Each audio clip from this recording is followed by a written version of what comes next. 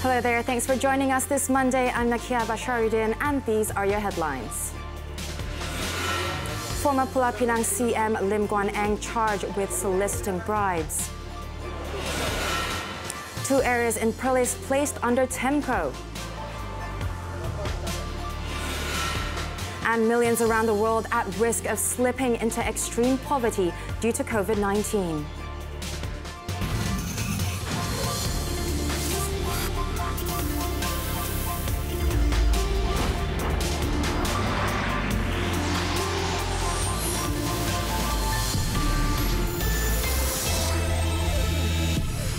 Welcome, thanks for joining us. Former Pulau Pinang Chief Minister Lim Guan Eng was charged at the Butterworth Sessions Court today with abusing his power to obtain 3.3 million ringgit in bribes in connection with the Pulau Pinang undersea tunnel project. Lim, who is also former Finance Minister and DAP Secretary General, pleaded not guilty to the charge. Lim was alleged to have abused his power as the chief minister to obtain 3.3 million ringgit in gratification as an inducement to appoint a company belonging to Datuk Zarul Ahmad Muhammad Zulkifli to implement the undersea tunnel and the 3 paired roads project in the state. These mega projects are worth 6.3 billion ringgit. He was charged under the Malaysian Anti-Corruption Commission Act, where he faces a jail term of up to 20 years and a fine of no less than 5 times the amount involved. Deputy Public Prosecutors Ahmad Akram Garib, Muhammad Mughzani Faris Muhammad Mukhtar and Francine Cheryl Rajendram prosecuted, while Lim was represented by lawyers Gobind Singh Dio, Ram Karpal Singh, RSN Ryer and V. Vemal Arasan. Bail was not offered in this case, as a bail sum of 1 million ringgit with 2 sureties that Lim paid last week at the Kuala Lumpur Sessions Court is allowed to stand for this case as well. Both cases will be heard at the Kuala Lumpur Sessions Court on September 9th. Dewan Rakyat Speaker Dato' Azhar Azizan Harun today recommended that members of Parliament, MPs with symptoms and having returned from areas under Targeted Enhanced Movement Control Order, TEMCO, to undergo COVID-19 screening. He said this was a precautionary measure to curb the spread of the virus amid a rise in the number of cases from the Sivaganga cluster in Kedah, Penang and Perlis. The first group that was recommended to undergo screening are those with symptoms or person under investigation PUI. The second would be person surveillance PUS, and thirdly, those who are close contacts of positive cases. Keempat ini penting kerana saya tahu Al-Alian Muhammad pulang ke kawasan masing-masing. Sesiapa yang di dalam kawasan yang diumumkan sebagai MCO atau Enhanced Movement Control Order ataupun TEMCO, Targeted Enhanced Movement Control Order, Semi-MCO dan juga Local MCO. Jadi mana-mana ahli-ahli yang berhormat yang pulang ke kawasan yang merupakan kawasan-kawasan yang tersebut, saya mengikut arahan KKM, maka perlu dibuat ujian sebelum datang semula ke Dewan. He also urged all whips to emphasize the matter to the MPs concerned. Meanwhile, Dato' Azhar also informed the August House that transparent barriers have been fully installed at all seats to enable all MPs to return to their respective seats. The transparent barriers are to ensure separation so that there is no close contact between MPs. Wearing face masks is also still compulsory and can only be removed when they wish to speak.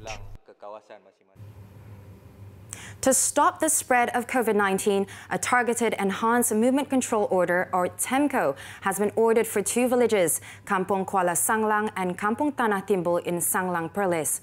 The TEMCO will begin today until August 31st. Senior Minister for Security, Datuk Sri Ismail Sabri Yaakob, said the TEMCO will be using the SOP already available, in addition to roadblocks, while all villages in the area will be screened for the virus. Pergerakan keluar masuk oleh penduduk setempat atau penduduk dari luar kawasan PKPD adalah tidak dibenarkan sama sekali, dilarang. Walau bagaimanapun, pergerakan penduduk di dalam kawasan PKPD adalah dibenarkan. Jadi mereka bebaslah untuk keluar, untuk membeli barangan dan sebagainya, kerana premis perniagaan di bawah perkhidmatan keperluan asas ataupun esensial dibenarkan beroperasi. dan masa operasi dihadkan dari jam 8 pagi hingga jam 6 petang. Government offices and all education institutions in the area have also been shut down. Religious activities in mosques and other houses of worship are also prohibited. Meanwhile, Datuk Sri Ismail said the government has expanded the list of those who are exempted from paying their mandatory quarantine costs upon returning to Malaysia. He said Malaysians who are from the B40 families and prisoners who have just been released from prison overseas are now given a waiver.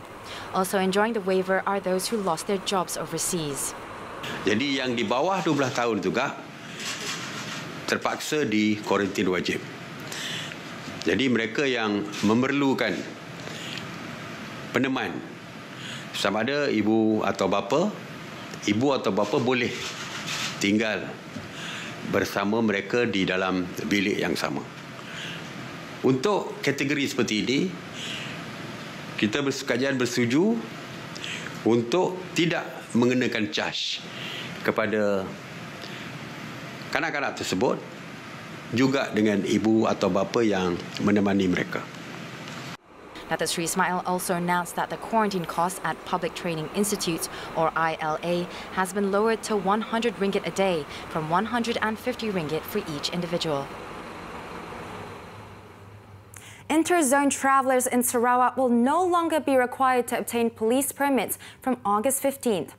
Deputy Chief Minister Dato' Amar Douglas Uga said lifting the restrictions will allow people to travel between Zones 1 and 2 in the state.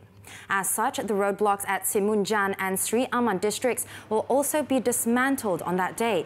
He said the decision was made in view of the current COVID-19 situation in the state, with no new cases reported today, while overall numbers have been on the decline in the past week. He noted, however, that the restrictions are currently still in effect. The Malaysian Anti-Corruption Commission, MACC, will investigate claims that certain enforcement authorities are protecting illegal businesses in Sungai Buloh, Selangor. As Deputy Chief Commissioner, Datuk Sri Ahmad Kusairi Yahya said the MACC viewed the allegations that went viral on social media seriously. Datuk Sri Kusairi said he had contacted Bukit Aman's Integrity and Standard Compliance Director, Datuk Zamri Yahya, on the matter and was informed that action would be taken against premises which carried out illegal gambling. He said action will also be taken against officers and personnel who protect such activities. He added that if the matter was made public before authorities could investigate, the culprits involved could destroy evidence, thus making it difficult to take action. Videos have gone viral recently about allegedly rampant sale of illicit cigarettes and illegal gambling activities in Sungai Buloh. A quick survey by our news team earlier today saw that the normally bustling area was now void of people, as hawkers and sellers in the area had closed shop following the viral video. In other news, police have arrested 3 suspects, including a Singaporean man, for allegedly distributing drugs in the Klang Valley. They were arrested as they were attempting to close a safe, along with more than $500,000 ringgit worth of shabu. Gombak District Police Chief Assistant Commissioner Arifai Taraweh said the group was suspected to have been active in the Klang Valley over the past month. He said following intelligence gathering, a team from the Narcotics Crime Investigation Department arrested the suspects, 2 men and 1 woman, at the parking lot of a supermarket in Batu Caves at around 5 p.m. on Thursday. All 3, aged between 25 and 47, also tested positive for methamphetamines. The suspects have been remanded while police conduct further investigations under the Dangerous Drugs Act 1952 for drug trafficking. The drugs were believed to have been acquired within the Klang Valley region and was meant for distribution within the same area. In Kedah, a housewife pleaded not guilty at the Alor Setar Sessions Court to 40 counts of conspiring with her husband in a bribery case involving 1 million ringgit. She now faces a jail term of up to 20 years and a fine of not less than 5 times the sum of the bribe if found guilty. 35-year-old Nurlaila Puteh made the plea before Judge Murtazari Amran. The woman was alleged to have conspired with her husband, Muhammad Azrini Che Baharum, who was a sales head at Nitori Malaysia Sdn Berhad then, with receiving bribes in the form of 40 checks, each amounting to 25,000 ringgit from a company, Gayi Furniture, which was then deposited into her bank account. The money totaling 1 million ringgit was an inducement for Azrini to retain Gayi Furniture as the main furniture supplier to Nitori, Japan. The offences were allegedly committed between October 9, 2013 and February 13, 2017 at the Ambank Alosata branch in Jalan Kota. Nurlaila is charged under the MACC Act and faces an imprisonment of up to 20 years and a fine of not less than 5 times the sum of the bribe or 10,000 ringgit, whichever is higher if found guilty. The woman, who has a 2-year-old child, was allowed bail at 100,000 ringgit in one surety.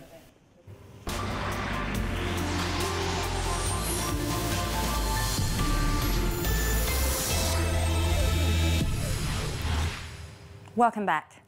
Decades of progress in the fight against extreme poverty are in danger of slipping away because of the COVID-19 pandemic. The world could see its first increase in extreme poverty in 22 years, after whittling it down to 10% of the population, further sharpening inequalities. According to the World Bank, up to 100 million more people globally could fall into the bitter existence of living on just $1.90 a day. 736 million people already are living in extreme poverty, with half in just 5 countries: Ethiopia, India, Nigeria, Congo and Bangladesh. The World Bank says even China, Indonesia and South Africa are expected to have more than 1 million people each fall into extreme poverty. Most of those newly at risk are in sub-Saharan Africa, which had some of the world's fastest growing economies in recent years. Many of those countries, however, are heavily dependent on foreign investment. With travel restrictions, that has come to a standstill. President of One Campaign, an NGO that fights extreme poverty and preventable diseases, Gail Smith says the poorer countries need more financial help, especially debt relief. Bilateral debt service has been suspended through the end of this year, but it's not nearly enough. We need to go through 2021. We need the multilateral organizations and the private creditors to come on board. How swiftly things rebound depends on how quickly an effective COVID-19 vaccine is found and how fairly it is distributed. In the meantime, the COVID-19 cases in Indonesia rose by 1,687 within just one day on Monday, as the virus spreads to all of the country's 34 provinces. Jakarta now surpassed East Java with the highest number of cases at 435 and East Java at 296, followed by North Sumatra, Aceh and South Sulawesi. The new cases brings the country's total infections to 127,083, with the death toll adding by 42 to over 5,760. Among the new casualties was the mayor of Banjarbaru city in South Kalimantan, who died today after being hospitalized for 2 weeks over the coronavirus.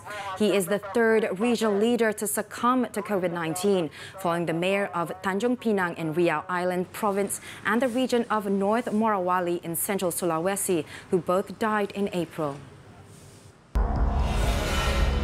Australia on Monday reported a record single-day rise in COVID-19 deaths, with 17 fatalities, prompting Prime Minister Scott Morrison to extend internal border closures until after Christmas. The record spike was in stark contrast to daily new infections in Victoria, which is slowing to a near 2-week low. The state today reported 322 new cases, the lowest single-day rise in new infections since July 29th. In the meantime, the total number of infections in India spiked to over 2.2 million people, while the death toll surpassed 44,000 on Monday. Over the past 24 hours, more than 62,000 new cases were reported. On the 11th day, cases have recorded over the 50,000 mark and about 1,000 deaths registered. This is the 5th consecutive day that India has recorded more cases in a day than the United States or Brazil, which have higher caseloads. Hundreds of thousands of students in the isolated Gaza Strip returned to school after 5 months of closure, despite the ongoing pandemic that has seen school years postponed elsewhere across the globe. There have been no known cases of community transmission among the 2 million residents of Gaza, with only 78 people having tested positive and a woman with underlying health issues died, all at the isolation centers. Hamas authorities have also shut Gaza's borders with Israel and Egypt, where infections have spiked.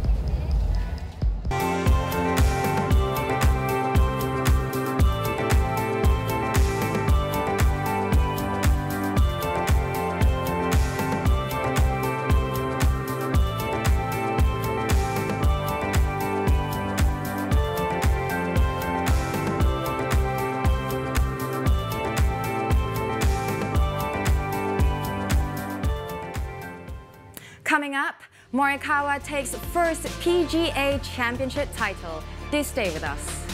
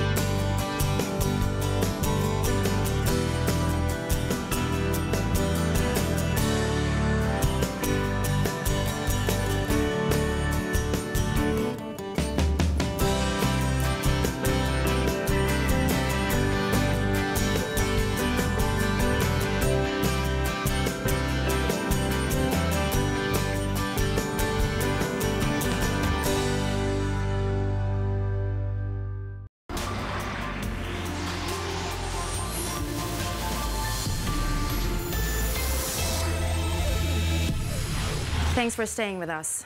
The government has appointed a total of 15 politicians as chairman and board members of Minister of Finance Incorporated companies as of July this year. In a written reply at the Dewan Rakyat today, the Finance Ministry also explained that the appointment of the politicians in the MOF Incorporated companies was based on their qualifications, expertise, and their background, which is needed by the companies to allow the board members to operate at the optimum level. The MOF, in responding to a question from Kota Kinabalu MP Chan Fung Hin of Pakatan Harapan, said the appointment as directors of board members of the companies had taken into consideration the background and the capabilities of each individual from various perspectives to join as the board members of the companies. It said, in principle, the rate of allowances and incentives eligible for the board members and chairman vary according to the financial capabilities of each MOF incorporated company. Among the 15 politicians are Prime Minister Tan Sri Muhyiddin Yassin, who is chairman of Khazanah Nasional Berhad, and Yayasan Pelaburan Bumi Putra. Jelebu MP Datuk Jalaluddin Alias of BN, who was appointed as UDA Holdings chairman. Padang Terap MP Datuk Sri Madze Khalid of BN as the Tenaga Nasional Berhad chairman. Pasir Salah MP Datuk Sri Tajuddin Abdul Rahman of BN as the chairman of Prasarana Malaysia Berhad. And Tanjung Karang MP Tan Sri Noh Omar of BN as the Perbadanan Usahawan Nasional Berhad chairman. Tekun Nasional has disbursed 28 million ringgit to 3,900 micro-entrepreneurs under the Tekun Business Recovery Scheme TBRS thus far. Entrepreneur Development and Cooperatives Minister Datuk Sri Wan Junaidi Tuanku Jaafar said the amount is from the 100 million ringgit additional allocation under Penjana to assist micro-entrepreneurs affected by the COVID-19 pandemic. Fokus MIDEC pada masa ini adalah untuk membantu usahawan dan koperasi, memulihkan perniagaan mereka. Ini jelas dilihat melalui pelaksanaan inisiatif dan program yang telah dilaksanakan, antaranya seperti berikut: COVID Business Recovery untuk mikro iaitu CBRM, Special Relief Facilities SRF dan SRF2. He said this at his ministry's monthly assembly this morning. The government had previously allocated 200 million ringgit under Prihatin to the COVID Business Recovery Micro CBRM scheme. The entire allocation has been dispersed to the affected entrepreneurs. The TBRS scheme provides entrepreneurs with financing of up to 10,000 ringgit at an annual interest rate of 3.5%.